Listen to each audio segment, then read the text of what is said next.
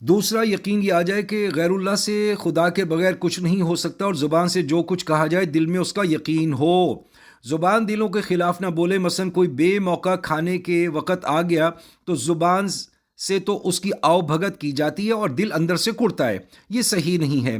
اس لیے انبیاء کرام علیہ السلام نے کلمے والے یقین کو پیدا کرنے کی سب سے زیادہ محنت کی۔ جب یہ یقین آ جاتا ہے تو اس کے بعد جسم سے اعمال صحیح نکلتے ہیں، جیسے بارش کے بعد سبزہ نکلنا شروع ہو جاتا ہے۔ اگر اللہ کی ذات والا یقین دل میں آ جائے تو دوسرے ایمانیات بھی خود بخود آ جائیں گے۔ آج یہ مکہ ساری دنیا کے عیش کا مظہر ہے، اور اس کا ظاہری نقشہ وہ ہے جو ہمارے یہاں ہے، لیکن اگر کوئی نبیوں کی دوربین لگا کر دیکھے گا تو اس کو نظر آئے گا کہ خدا ہی یہ سب بنانے والے ہیں۔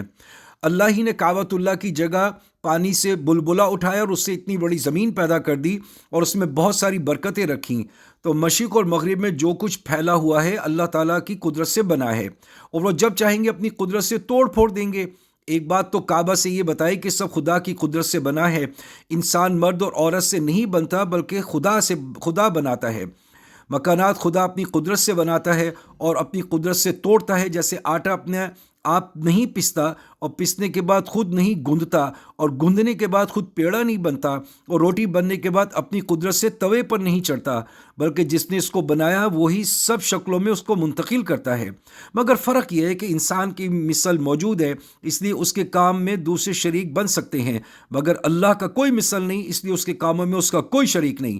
جس نے انسان کو نطفے کی شکل میں پیدا کیا وہی گوشت کا لوتھڑا پورا انسان بناتا ہے۔ پھر اس سے پہلے مکہ میں جہاں نہ سایہ تھا، نہ درخت تھا، نہ سر سبزی تھی، نہ خوشحالی، وہاں اللہ نے اپنی قدرت سے بغیر شکلوں کے انبیاء علیہ السلام کی پرورش کر کے بتائی، اور جس کو چاہا چیزوں اور نقشوں میں برباد کیا۔ فرعون کی حکومت میں، قوم شعیب کو تجارت میں، قوم نوح کو کثرت میں برباد کر کے دکھایا۔ آپ یہاں بیٹھ کر پہلے کے حالات کو سوچیں، اس کا مراقبہ کریں، تو اس سے یہ یقین پیدا ہوگا کہ حالات کا بننا بگڑنا اللہ کے ہاتھ میں ہے۔ یہاں بیٹھ کر قوم شعیب کو سوچو، وہ تجارت میں اجڑے اور اسماعیل علیہ السلام بغیر تجارت کے پلے۔ قوم سبا کو سوچو جو کھیتوں اور باغوں میں تباہ ہوئے، اور اسماعیل علیہ السلام وادی ذی زرع میں پلے۔ پھر ابرہہ کے واقعے کو سوچو کہ اس زمانے میں ہاتھیوں کا لشکر ایسا تھا جیسے اس زمانے میں امریکہ اور روس کے راکٹ ہیں۔ مکہ والے ہمت ہار کر پہاڑوں میں چلے گئے، ظاہری شکل بیت اللہ کے بچانے والی نہیں تھی۔ ایک آدمی نے ہاتھیوں کے سردار محمود ہاتھی کے کان میں آواز لگائی کہ محمود، یہ اللہ کا گھر ہے، تو واپس چلا جا۔ بس اتنا کہنا تھا کہ محمود بیٹھ گیا، ہر طرف چلتا تھا مگر بیت اللہ کی طرف نہیں چلتا۔ یہ ایک تنبیہ تھی ابرہہ کے لیے، اگر ذرا بینائی ہے تو واپس چلا جا۔ یہ واقعہ اللہ تعالیٰ کی قدرت کا مظہر ہے، اور جب نہ سمجھا تو اللہ نے طیرن ابابیل والا معاملہ کیا اور رہتی دنیا تک بتلایا کہ ہم بڑی سی بڑی طاقت کو چھوٹی سی مخلوق سے منٹوں میں تباہ کر سکتے ہیں۔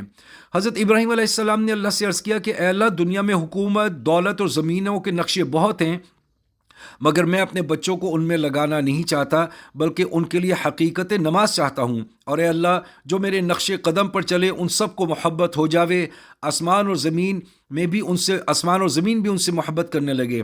چنانچہ اس دعا کے اثرات آپ آج دیکھ سکتے ہیں، اور اس نماز پر محنت کرنے والوں کو اللہ نے بغیر محنت کے وہ چیزیں دیں جو دوسروں کو محنت پر دیتا ہے، بشرطے کہ وہ اللہ کے لیے محنت کریں۔ اللہ سب کچھ دے گا۔ انبیاء کرام نے ان نقشوں پر محنت نہیں کی بلکہ نقشے قائم کرنے والے خدا سے کہہ دیا۔